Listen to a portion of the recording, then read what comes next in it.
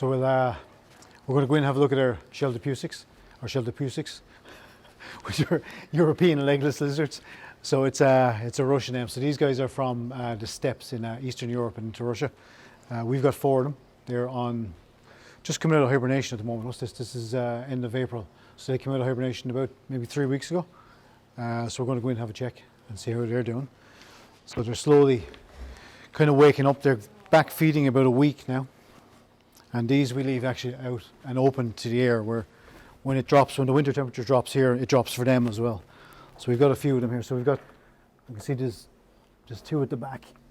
One at the back here, there's one just underneath this log, female. There's one under here. And then there's one here who's nice and close. So I'll take this one up. We'll get a closer look at him. It's one of our males. Up you going, buddy. So really unusual looking thing. So not a snake. So this is a lizard, and the difference being that if we look at this guy, if we look at his face, you'll see that he's got actually eyelids.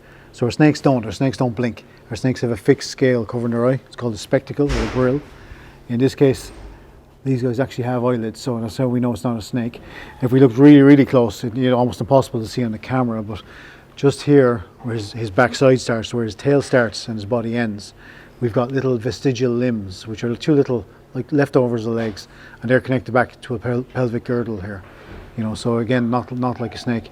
The really cool thing with these as well is they're what's called an anguid family. So that this family of really heavily armoured lizards, their scales are so armoured that they've got this like expansion joint, and if you see him breathing in and out, you'll see that he's got this joint that allows his lungs to fill with air and open and close. So his scales are so armoured that there's not a lot of movement, so he's got to have this joint along here for that. That allows him.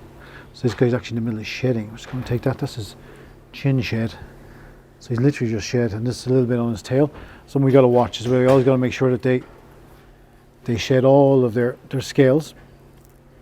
So it'll happen naturally, pretty much. Every now and again we give them a hand. If we got retained shed, sometimes it can cause skin problems and so on. So I'm going to actually, I think you've only just started or just finished shedding, so I'm going to let that come off naturally itself. We'll check back with him tomorrow to make sure that it has come off completely. So with these we feed them mostly insects. We'll give them, very occasionally we give them a little bit of meat as well, in the form of little baby mice and things like that, and some snails. They love snails actually.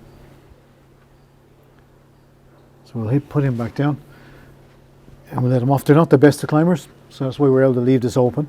We've got our kind of our plant wall above to stop them. We'll put him back down there and see where he goes. So it moves a lot like a snake, but not a snake.